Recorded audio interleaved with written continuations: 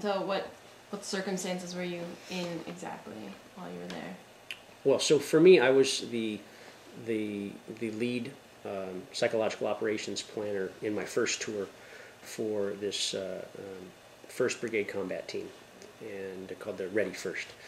So I was the point of contact for the brigade commander on all things related to psychological operations. If he was planning an operation and part of that operation was going to have a component of psychological operations within it, I was the guy he went to say, I want to achieve this, how do I do it? And that was my job to help him achieve that.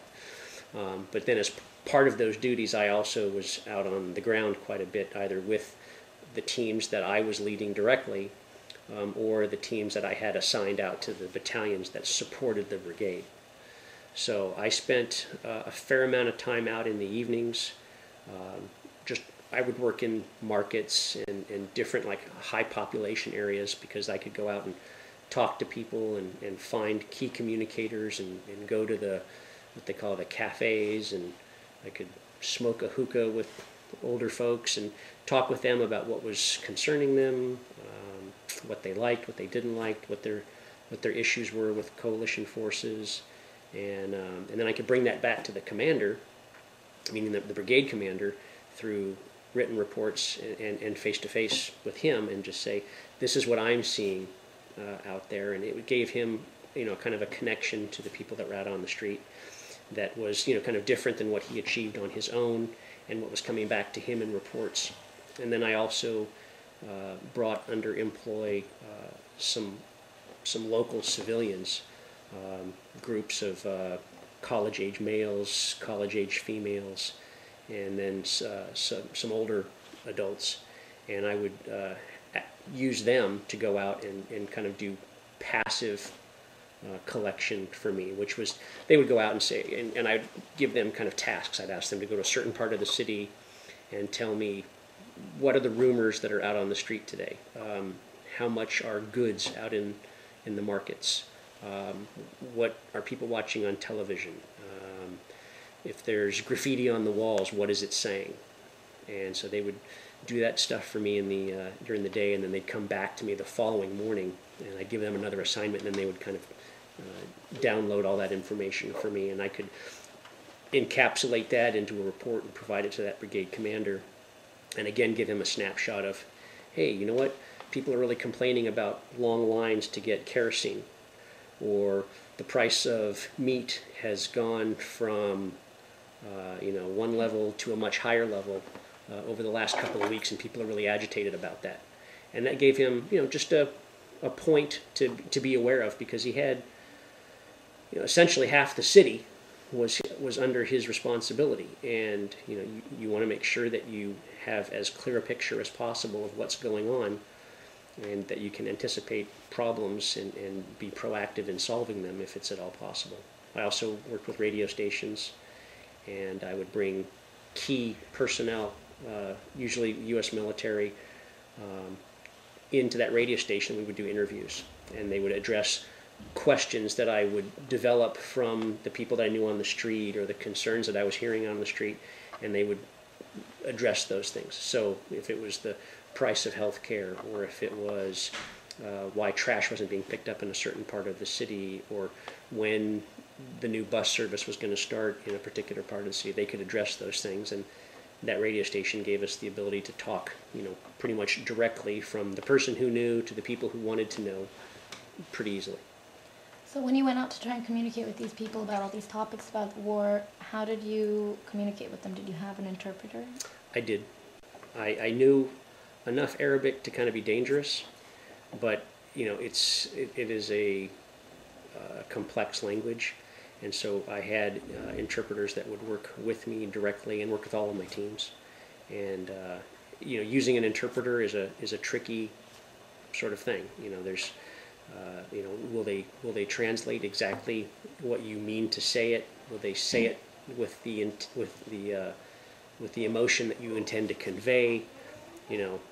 Sometimes they aren't exactly. It's a tiring job for a person who is doing translation, and there was an overwhelming need for them thankfully, with the Iraqi population, there were a lot of educated people and who understood English and could act in that capacity, and those people were paid, very well for doing those jobs. So, did you ever have a bad experience with an interpreter not translating exactly what you wanted to convey? I never did, but I also understood and I appreciated the need to have a good relationship with your translator. A translator is not an asset. It's not, like a smartphone or a DVD that you just slam into a machine and it does what you want it to do. They're people. They're important. And they need to understand what you're trying to achieve. They need to be kind of read into your mission at an appropriate clearance level. And they need to be appreciated and paid and given time to rest and things like that. And so when you have a good relationship with an interpreter, then they tend, they'll work harder for you, and they feel like they have some ownership in whatever your mission is, and they'll put more into it. And I had a gal that worked for me during a peacekeeping mission in Bosnia, and when a gentleman would tell her something for me, she gets to make a choice. She could say, he says yes, or she could say he says yes, but he really means that he doesn't really want to do it, but he'll do it begrudgingly. She can bring a lot more, or she could bring a lot more into the conversation about what is his intent, how is he saying it, what are the words that he's using, because there's kind of a resounding yes, and then there's the, well, yeah, I'm thinking about helping you, but I'm not really sure. And she was very good. She and I had a great relationship, so she would make that extra effort. So I really understood what he was trying to convey, because English is a very direct language. A lot of other languages are kind of passive, and you're supposed to pick up more on the nuance, and we're not used to that. Were you ever met with resistance from the people you're trying to communicate with? Absolutely. Absolutely. I mean, it's as far as Iraq goes, and even Bosnia and Kosovo, the people that lived there had been under a lot of pressure and had been part of a media machine that is indicative of a lot of dictatorships, and so they had very set ideas, and some people were very receptive, other people were hesitant or scared, or they were the people that were going to be losing out. There was a place in Baghdad where I worked called Adamiyah, and it was a wealthy Sunni area. Well, the Sunni were kind of on the outs with Saddam's demise, and their fortunes had kind of gone south. So they were not pleased with the changes that had occurred. Most people were, but definitely not them. Their financial situations had gone down.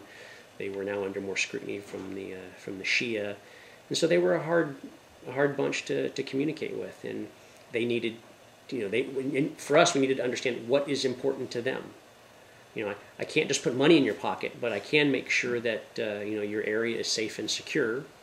And we did that, I think, pretty well. But they went through some rough times, and so one of the big things for us is just understanding what is important or what the needs are of the people that we're trying to bring over to our side. The feedback that you got from these people that you were trying to analyze, what was the usual complaint, most common complaint about the war or what you guys were doing in Iraq? In Iraq, Mm-hmm. It was all about electricity. I mean, they had kind of they didn't have a full appreciation of what was going on in their own country. Saddam was very good about, he kept Baghdad what we would call kind of fat and happy. They had enough electricity, they had enough goods, they had the cars, and it was a decent, large city. And the people there, if you keep Baghdad happy, then everything else kind of falls into order. Well, when we came in, we kind of said, well, the power plants around the country, this power plant up in Tikrit is meant to power Tikrit. And what used to happen was the power in Tikrit would be diverted from Tikrit and sent to Baghdad.